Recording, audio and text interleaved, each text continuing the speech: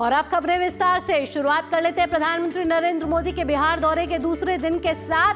आज बिहार में उनका है दूसरा दिन और कल प्रधानमंत्री ने अपने दौरे की शुरुआत पटना एयरपोर्ट के नए टर्मिनल के उद्घाटन से की। उन्होंने शहर के बाहरी इलाके बिहटा में एक नए सिविल एन्क्लेव का भी शुभारंभ किया। इस मॉडर्न टर्मिनल से बिहार की एयर कनेक्टिविटी को नया आयाम मिलने वाला है। इसके अलावा कई बड़ी आधारशिलाएं रखकर एविएशन से एनर्जी तक प्रधानमंत्री ने बिहार के बुनियादी ढांचे को नए रफ्तार दी है। इससे पहले भी प्रधानमंत्री जब बिहार आए थे, उन्होंने प्रदेश के विकास की नई दिशा दी थी। अब आज के कार्यक्रम की बात कर लेते हैं तो प्रधानमंत्री नरेंद्र मोदी आज काराकाट में 48,520 करोड़ रुपए से अधिक की लागत वाली कई विकास परियोजनाओं का उद्घाटन, शिलान्यास और लोकार्पण करने वाले हैं। औरंगाबाद जिले में 29,930 करोड़ रुपए से अधिक की लागत वाली नबीनगर सुपर थर्मल पावर परियोजना फेज 2 की आधारशिला रखेंगे, जिसका उद्देश्य बिहार और पूर्वी भारत के लिए ऊर्जा सुरक्षा सुनिश्चित करना है। इससे औद्योगिक विकास को बढ़ावा मिलेगा, रोजगार के अवसर पैदा होंगे और क्षेत्र में सस्ती बिजली उपलब्ध होगी।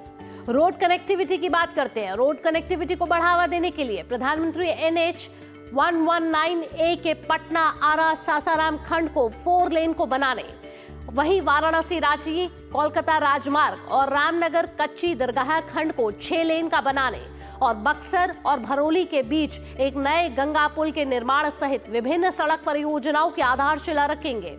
उधर गोपालगंज टाउन में एलिवेटेड हाईवे के 4 लेन के निर्माण और ग्रेड सुधार का भी उद्घाटन प्रधानमंत्री नरेंद्र मोदी आज करने वाले हैं। इसके अलावा 1,330 करोड़ रुपए की लागत वाली सोन नगर मोहम्मदगंज के बीच तीसरी रेल लाइन राष्ट्र को समर्पित करेंगे। तो आज बिहार को विकास की नई बयार मिलने वाली है। आज प्रधानमंत्री नरेंद्र मोदी के बिहार दौरे का दूसरा दिन है, जहां कई विकास परियोजनाएं प्रधानमंत्री नरेंद्र मोदी बिहार वासियों को समर्पित करने वाले हैं और करीब 48,000 करोड़ रुपए की ये विकास परियोजनाएं हैं जो आज देश को समर्पित करेंगे प्रधानमंत्री नरेंद्र मोदी, जिसमें बिजली आपूर्ति से जुड़ी कुछ परियोजनाएं हैं, वहीं सड़क कनेक्टिविटी से भी जुड़ी परियोजनाएं हैं जो प्रधानमंत्री नरेंद्र मोदी बिहार वासियों को समर्पित करेंगे। प्रधानमंत्री ने कल बिहार दौरे के पहले दिन एयरपोर्ट से पटना इनकम टैक्स गोलंबर तक रोड शो किया।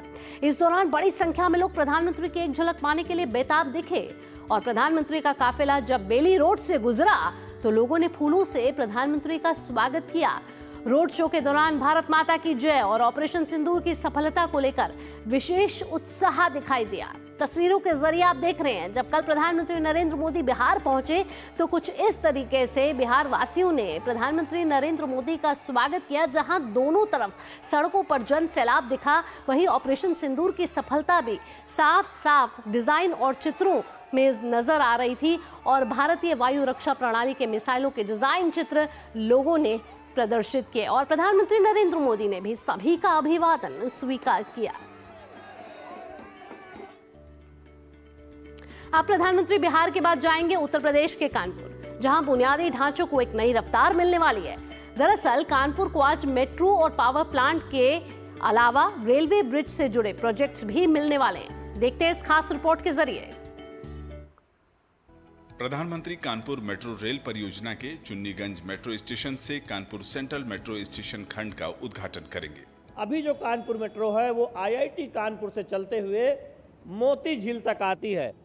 अब ये मेट्रो मोती झील से आगे चुन्नीगंज, नवीन मार्केट, बड़ा चौराहा, नयागंज और कानपुर सेंट्रल तक जाएगी। तो यानी मेट्रो सेवा अब IIT कानपुर से कानपुर सेंट्रल तक होगी। 14 स्टेशन में से 5 नए भूमिगत स्टेशन शामिल होंगे। कानपुर में अब IIT कानपुर से कानपुर सेंट्रल तक तकरीबन 16 किलोमीटर तक मेट्रो सेवा शुरू होगी। लोगों को 1.5 घंटा कम से कम लग जाता है सफ़र करने में, लेकिन वो सफ़र अब 25 मिनट में पूरा हो जाएगा और उसकी जो कीमत है वो सिर्फ 40 रुपये। तो ये किसी भी सार्वजनिक परिवहन के लिए अपने आप में बड़ी उपलब्धि है। अब लग रहा है कि सही मानों में कानपुर का विकास हो गया है और कानपुर अच्छा लगने लगा है। अब बाहर के मेहमान जो आते हैं तो अच्छा लगता है कि कानपुर है ये। बिजली उत्पादन क्षमता को बढ़ावा देने के लिए प्रधानमंत्री 660 मेगावाट की पनकी थर्मल पावर एक्सटेंशन परियोजना का उद्घाटन करेंगे। इसके अलावा घाटमपुर थर्मल पावर परियोजना की 9,330 करोड़ रुपए से अधिक की लागत वाली 3 660 मेगावाट की इकाइयों का भी उद्घाटन करेंगे।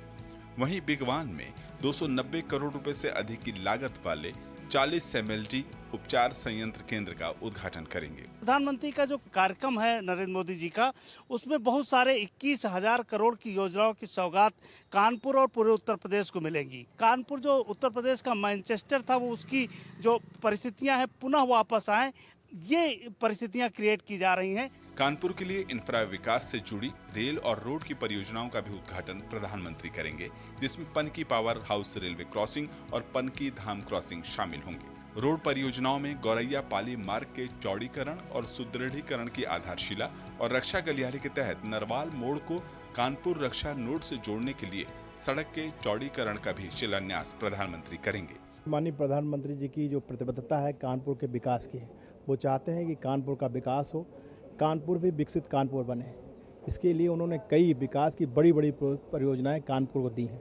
2024 के अंदर उन्होंने विशेष रूप से एक संकल्प लिया था कानपुर के विकास को लेकर, और वो संकल्प सिद्धि में बदलता नजर आ रहा है जब देश के सम्मानीय प्रधानमंत्री जी कानपुर की धरती पर आ रहे हैं। न सिर्फ धरती पर आ रहे हैं बल्कि विकास की परियोजनाओं को पंख लगाते हुए आ रहे हैं। चाहे तापीय परियोजनाएं हों, चाहे मेट्रो सिटी के भूमिगत स्टेशंस की बात हो, माने हर प्रकार से सर्वांगीण विकास कानपुर का कैसे सुनिश्चित हो, और इस दिशा में सम्मानीय प्रधानमंत्री जी कानपुर की धरती पर आ रहे हैं। इसके अलावा गौतम बुद्ध नगर में यमुना एक्सप्रेसवे औद्योगिक विकास प्राधिकरण के सेक्टर 28 में 220 केवी सब स्टेशन की आधारशिला रखेंगे। इसके अलावा ग्रेटर नोएडा के इकोटेक 8 और इकोटेक 10 में 320 करोड़ रुपए से अधिक की लागत वाले 132 केवी सब स्टेशन का उद्घाटन भी करेंगे।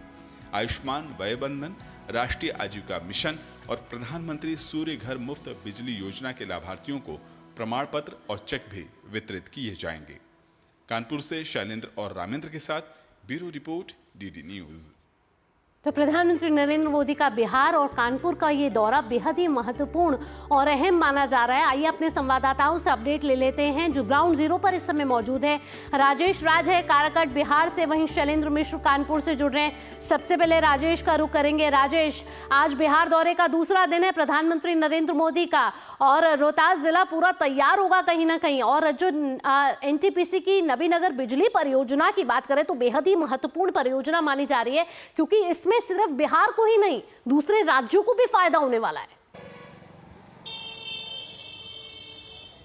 आप बिल्कुल आपने सही कहा। ये जो जहां पर काराकाट ये लोकसभा क्षेत्र आता है, या विक्रमगंज है जहां पर हम खड़े हैं, ये पहले पुराना लोकसभा क्षेत्र विक्रमगंज हुआ करता था, जिसका नाम बदलकर काराकाट कर दिया गया। और यह डिस्ट्रिक्ट जो है रोहतास है, जिसका हेडक्वार्टर सासाराम है, जो बिल्कुल उत्तर प्रदेश की सीमा से सटा हुआ है, और झारखंड भी यहाँ से बहुत दूर नहीं है। यानी कि बिहार, झारखंड और उत्तर प्रदेश, तीन राज्यों की सीमा जो है यहाँ आसपास में अगर हम देखें तो 70, 80, 100 किलोमीटर के रेडियस में लगती है, जिससे नवीनगर का जो सुपर थर्मल पावर है, जिसके चरण 2 का शिलान्यास प्रधानमंत्री नरेंद्र मोदी आधारशिला रखेंगे, वो निश्चित तौर पर सिर्फ बिहार ही नहीं बल्कि तीनों राज्यों के लोगों के लिए एक हम कह सकते हैं कि बेहतरी का पैगाम लेकर आएगा। क्योंकि आपको याद हो कि अगर हम 2 दशक पहले अगर थोड़ा फ्लैशबैक में चलें तो बिहार में सड़क और बिजली की स्थिति इतनी ज़्यादा खराब होती थी कि गड्ढे में सड़क है या सड़क में गड्ढा ये नहीं पता चलता था, और बिजली कब आएगी ये बिल्कुल पता नहीं होता था। कुछ घंटे निर्धारित किए होते थे कि सुबह में 1 घंटे, शाम में 2 घंटे, इस तरह से बिजली आती थी। लेकिन आज अगर हम देखें तो बिहार में बिजली संयंत्र का इस तरीके से जाल बिछा है कि हर हाल में अगर हम देखें तो 20 घंटे से ज़्यादा बिजली पूरे दिन और रात मिलाकर 20 घंटे से ऊपर बिजली जो है वो रहती है, सिर्फ शहरी इलाकों में नहीं बल्कि ग्रामीण इलाकों में। और नबीनगर सुपर थर्मल पावर, जिसका दूसरे चरण का शिलान्यास प्रधानमंत्री करने वाले हैं, इसके निर्माण से विद्युत आपूर्ति में और भी पंख लगेंगे, और जो आसपास के जिले हैं इन तमाम जिलों के लोगों को फायदा होगा। यह शाहाबाद रेंज है, शाहाबाद एक प्रमुख रेंज माना जाता है, बगल में आरा है जो भोजपुर जिला कहलाता है, और आसपास के जितने 10 जिले हैं उनको तो फायदे होंगे ही, झारखंड और उत्तर प्रदेश को भी बहुत बड़ा फायदा होगा। और अगर इसके अलावा बात करें तो प्रधानमंत्री 50,000 करोड़ से ज़्यादा रुपए की परियोजनाओं का शिलान्यास, उद्घाटन और आधारशिला रखने वाले हैं, जो निश्चित तौर पर बिहार के विकास में एक बड़ा कीर्तिमान स्थापित होने वाला है। और प्रधानमंत्री जिन दौरों के साथ पहुंचते हैं यहाँ पर, कुछ न कुछ बिहार वासियों को पैगाम जरूर देते हैं। कल ही आपने देखा कि एयरपोर्ट का उद्घाटन किया गया, जो टर्मिनल नया भवन बना, और इसके साथ ही जो पटना जिले के बिहटा में अंतर्राष्ट्रीय हवाई अड्डे की कल्पना की गई है, इससे कहीं ना कहीं आसपास के जो देश हैं उनके लिए वहां पर फ्लाइट्स की संख्या भी बढ़ने वाली है। तो बिहार जो है रोडवेज के बाद अब एयरवेज और बिजली के मामले में भी समृद्ध होने वाला है। तो बुनियादी ढांचे में बिहार को कहीं ना कहीं बड़ी रफ्तार मिलने वाली है इन परियोजनाओं से। हमारे साथ शैलेंद्र मिश्र भी जुड़े हैं कानपुर से। बिहार के बाद प्रधानमंत्री नरेंद्र मोदी उत्तर प्रदेश के कानपुर आने वाले हैं। शैलेंद्र, यहाँ किस तरीके की तैयारियां की गई हैं, और अगर यहाँ विकास परियोजनाएं की बात की जाए जो आज उत्तर प्रदेश के वासियों को मिलने वाली हैं, इसमें भी बिजली परियोजना है, मेट्रो परियोजना है, ये कैसे देशवासियों के लिए लाभान्वित करेंगी ये परियोजनाएं उनको, और कैसे ये देशवासियों को समर्पित करेंगे प्रधानमंत्री नरेंद्र मोदी आज? देखिए, उत्तर प्रदेश में आप देखें तो विकास के नए नए कीर्तिमान स्थापित हो रहे हैं, और हम जानते हैं कि सबसे ज़्यादा शहरों में उत्तर प्रदेश में मेट्रो आप देख रहे हैं। लखनऊ हो या ग्रेटर नोएडा हो या फिर कानपुर हो या बाकी शहर हो, वहाँ पर हम ये देख रहे हैं कि जो मेट्रो सेवा है उसका विस्तार हो रहा है। तो उसके अगले चरण के तहत हम देख रहे हैं कि जो शुरुआत होगी जिसमें कुछ और इलाकों को शामिल किया जाएगा, और इसके बाद अगला फेज भी बन रहा है। तो किस तरह से विस्तार हो रहा है ये कानपुर इसकी एक गवाही देता है कि किस तरह से मेट्रो शहरों में मेट्रो का जाल बिछाया जा रहा है। उत्तर प्रदेश के जितने भी बड़े शहर हैं उनमें या तो मेट्रो चल रही है, उसका विस्तार हो रहा है, या फिर आगे की प्लानिंग हो रही है। तो ये किस तरह से शहर के लोगों का जो आवागमन है, चूंकि जब किसी शहर में मेट्रो सेवा शुरू होती है, उसका विस्तार होता है, तो हम सार्वजनिक परिवहन पर देखते हैं कि बहुत फायदा होता है उसका, और लोगों की आवाजाही आसान होती है, और उसका फायदा बाकी गतिविधियों में मिलता है जो आर्थिक गतिविधियां हैं। इसके साथ साथ तापीय परियोजनाएं हैं, तमाम छोटी बड़ी अन्य परियोजनाएं हैं। तो उत्तर प्रदेश के समग्र विकास को लेकर 47,500 करोड़ से अधिक की परियोजनाओं की या तो आज शुरुआत हो रही है, या फिर शिलान्यास हो रहा है, या फिर लोकार्पण हो रहा है। करीब 15 परियोजनाएं हैं छोटी बड़ी, जिसका आज उद्घाटन प्रधानमंत्री नरेंद्र मोदी करेंगे, लोकार्पण करेंगे या फिर शिलान्यास करेंगे। तो ये उत्तर प्रदेश के विकास के लिए एक बहुत महत्वपूर्ण दौरा है प्रधानमंत्री नरेंद्र मोदी का। हम जानते हैं कि बहुत समय से ये प्रतीक्षा हो रही थी कि प्रधानमंत्री नरेंद्र मोदी कानपुर के दौरे पर आएंगे, और मेट्रो का जो दूसरा चरण है उसको जो पूरा हुआ है उसको एक तरह से कानपुर की जनता को समर्पित करेंगे। तो आज वो दिन आ गया है, और साथ ही साथ जो तापीय परियोजनाएं हैं 2 महत्वपूर्ण, आज उत्तर प्रदेश देखें तो उसके बड़े शहरों में 24 घंटे बिजली मिलती है, और छोटे शहरों में और ग्रामीण इलाकों में भी जो बिजली है वो बहुत उसमें कटौती नाम मात्र की है, ग्रामीण इलाकों में भी। तो ये उत्तर प्रदेश बदला हुआ उत्तर प्रदेश है, जिसका दावा मुख्यमंत्री योगी आदित्यनाथ और बीजेपी और सत्ता पक्ष के लोग करते हैं। तो उस दिशा में तमाम इंफ्रास्ट्रक्चर परियोजनाएं एक एक करके आकार लेती हुई नजर आ रही हैं उत्तर प्रदेश में, और आज कानपुर उसका गवाह बनने जा रहा है। बिल्कुल, ये नए भारत का उत्तर प्रदेश है, और ये विकास की बयार पर आगे बढ़ता हुआ नजर आ रहा है, और आज कानपुर में इसकी मानगी देखने को मिलेगी। राजेश, कल जब प्रधानमंत्री नरेंद्र मोदी का रोड शो निकला, बिहार वासियों का जोश जो है वो देखते ही बन रहा था। ऐसे में बिहार में विधानसभा चुनाव आने वाले हैं, और कल जीत का मंत्र भी कहीं ना कहीं प्रधानमंत्री नरेंद्र मोदी ने दिया है, क्योंकि जोश दिख रहा था बीजेपी कार्यकर्ताओं में भी। देखिए, बिल्कुल आपने सही कहा भावना कि जिस तरीके से प्रधानमंत्री नरेंद्र मोदी का लंबा रोड शो पटना की सड़कों पर देखने को मिला, उससे कहीं ना कहीं जो यहाँ के युवा हैं और जो भारतीय जनता पार्टी और एनडीए के कार्यकर्ता हैं, उनके हौसले जरूर बढ़े हैं। और आपने देखा कि 5.5 किलोमीटर लंबा रोड शो प्रधानमंत्री नरेंद्र मोदी ने एयरपोर्ट से भारतीय जनता पार्टी के दफ्तर तक, जो एक लंबी जो है श्रृंखला के साथ, गाड़ियों के काफिले के साथ वो पहुंचे। सड़क के दोनों किनारे जो नौजवान थे, जो महिलाएं थी, वो कहीं ना कहीं उनको देखने के लिए पलक पावरे बिछाए हुए थे। यहाँ प्रचंड गर्मी थी कल, और गर्मी के बावजूद सड़क के दोनों किनारे हाथों में फूल लिए हुए, ऑपरेशन सिंदूर के कटआउट्स और बैनर्स लिए हुए लगातार प्रधानमंत्री को देखने सुनने के लिए लोग इकट्ठा रहे। और रोड शो के खत्म होने के बाद प्रधानमंत्री नरेंद्र मोदी भारतीय जनता पार्टी के दफ्तर पर गए और तकरीबन 1 घंटे से भी ज़्यादा वक्त तक वहां पर भारतीय जनता पार्टी के नेताओं कार्यकर्ताओं के साथ उन्होंने बातचीत करी, गुफ्तगू की। और ये माना जा रहा है कि बैठक जो थी वो क्लोज डोर थी, लेकिन ये माना जा रहा है कि प्रधानमंत्री नरेंद्र मोदी ने जीत का मंत्र जो है भारतीय जनता पार्टी के कार्यकर्ताओं को जरूर दिया होगा कि कैसे विधानसभा चुनाव की तैयारी करनी है और कैसे किला फतह करनी है। क्योंकि महासमर है और महासमर में सेनापति अपने सेना को आदेश जरूर दे रहे होंगे, उनके साथ मशविरा कर रहे होंगे कि कैसे बिहार विधानसभा चुनाव में भारतीय जनता पार्टी अपने जीत का परचम लहराए और पहले के मुकाबले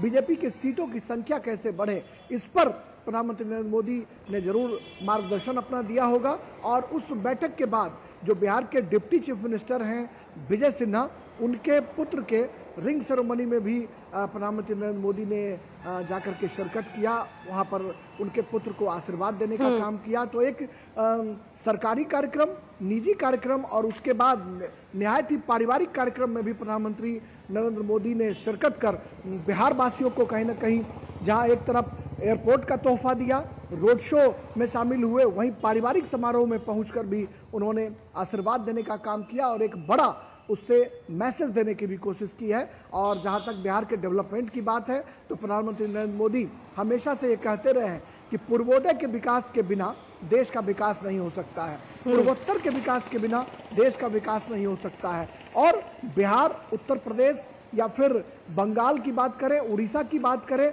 और संपूर्ण नॉर्थ ईस्ट की बात करें, ये कटा हुआ हिस्सा था। उत्तर प्रदेश दिल्ली से सटा हुआ है, लिहाजा विकास की किरण वहां जरूर पहुंची थी, लेकिन बिहार में विकास की किरण जो थी वो झिलमिल ही दिखाई पड़ती थी। बिल्कुल राजेश, नेतृत्व में जिस तरीके से परियोजनाओं का जाल बिछाया जा रहा है, 4 लेन सड़कों का जाल बिछाया जा रहा है, बिजली संयंत्रों की पावर को बढ़ाया जा रहा है, उससे आने वाले दिनों में और बिल्कुल प्रधानमंत्री नरेंद्र मोदी के विकसित भारत का भी यही विजन है कि अगर राज्यों का विकास होगा, देश का विकास होगा, अर्थव्यवस्था को एक बड़ा पुश मिलेगा।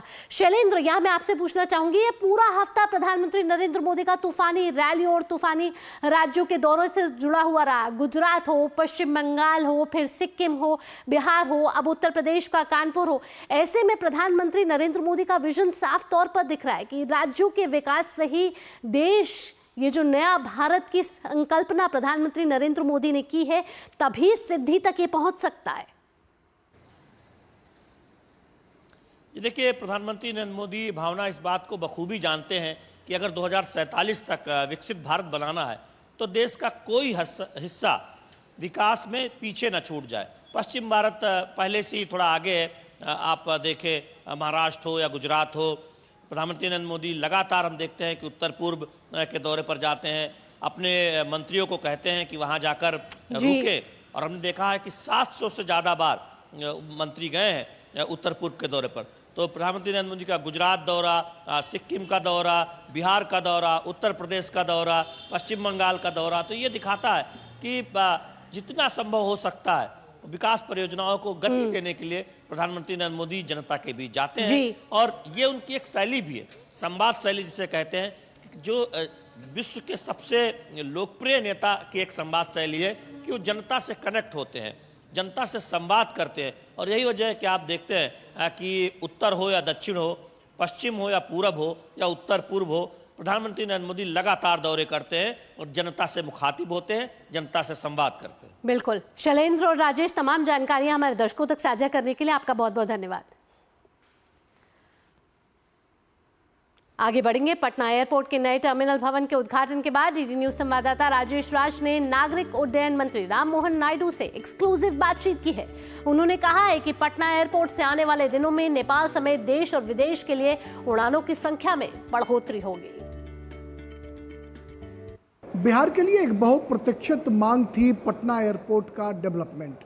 पटना एयरपोर्ट के नए टर्मिनल भवन का प्रधानमंत्री नरेंद्र मोदी ने जहां उद्घाटन किया है, वहीं बिहटा में एक नया इंटरनेशनल एयरपोर्ट बनाया जाएगा, जिसका शिलान्यास भी पीएम मोदी के हाथों संपन्न हो चुका है। और हमारे साथ नागरिक जो विमानन मंत्री हैं राममोहन नायडू, वो अभी पटना एयरपोर्ट पर मौजूद हैं। हम उनसे सीधे आपको रूबरू कराते हैं। नायडू साहब, कैसे देखते हैं यहाँ पर कोई ढंग का एयरपोर्ट नहीं था। जब हम उतरते थे तो लगता ही नहीं था कि ये एयरपोर्ट है, लेकिन एक फीलिंग वाला एयरपोर्ट जो है वो आपने तैयार किया है। कितनी बड़ी खुशी है। बहुत सालों से मांग थी कि जिस तरह से ट्रैफिक यहाँ पे सिविल एविएशन का बढ़ता जा रहा है और पटना का जो एयरपोर्ट जो 2.3 मिलियन कैपेसिटी हैंडल करता है, लगभग 6 मिलियन तक वहाँ पे ऑपरेशंस चल रहे हैं, तो लोगों से बहुत डिमांड थी कि यहाँ पे नया टर्मिनल बिल्डिंग बने और आदरणीय प्रधानमंत्री जी के आशीर्वाद से यहाँ पे 1200 करोड़ लगाकर एक अच्छा सा टर्मिनल बिल्डिंग बनाया। उसी का उद्घाटन आज करने को मिला, तो बहुत बहुत बहुत अच्छा लग रहा है। यहाँ की जो महिलाएं या इससे इतना अच्छा बनाए यहाँ पे पेंटिंग, और एक मंजूषा आर्ट भी यहाँ पे हमने लगाया है और टिकुली कला भी है जो हमें प्रमोट करना चाहिए। तो ये सब जो भावना है कि हमारे विरासत को भी विकास के साथ जोड़ेंगे, ये संभव हुआ हमारे आदरणीय प्रधानमंत्री नरेंद्र मोदी जी की सोच से। जयप्रकाश नारायण के नाम पर यह एयरपोर्ट है, जिनकी आंदोलन में बड़ी भूमिका रही। क्या ये उम्मीद की जाए कि अंतर्राष्ट्रीय हवाई अड्डा से अंतर्राष्ट्रीय उड़ानें भी बढ़ेंगी? काठमांडू के लिए पहले फ्लाइट चलती थी, वो बंद हो गई हैं, तो क्या अंतर्राष्ट्रीय उड़ानों की संख्या? ज़रूर, आपने सही बात करी है। अंतर्राष्ट्रीय हवाई अड्डा में ज़रूर ऐसा होना चाहिए कि अंतर्राष्ट्रीय हवाई जहाज भी जाए। तो जिस तरह काठमांडू का चलता था, उसी की कोशिश हम करें कि जितना जल्दी हो सके ये पटना एयरपोर्ट से काठमांडू का भी हम शुरू करें। बहुत शुक्रिया civil aviation minister Ram Mohan Naidu, जिनका साफ तौर पर कहना है कि आने वाले दिनों में पटना से हम डोमेस्टिक और इंटरनेशनल दोनों फ्लाइटों की संख्या को बढ़ाएंगे। नेपाल काठमांडू जाने वाली जो फ्लाइट्स बंद हो गई हैं, उसको भी शुरू करने की उम्मीद सिविल एविएशन मिनिस्टर ने जताई है। कैमरामैन मोंटी के साथ पटना एयरपोर्ट से मैं राजेश राज, डीडी न्यूज के लिए। नया से विराम में वक्त हो चला एक छोटे से ब्रेक का। ब्रेक के बाद खबरों के सिलसिले को जारी रखेंगे। आप कहीं मत जाइएगा, देखते रहिए डीडी न्यूज।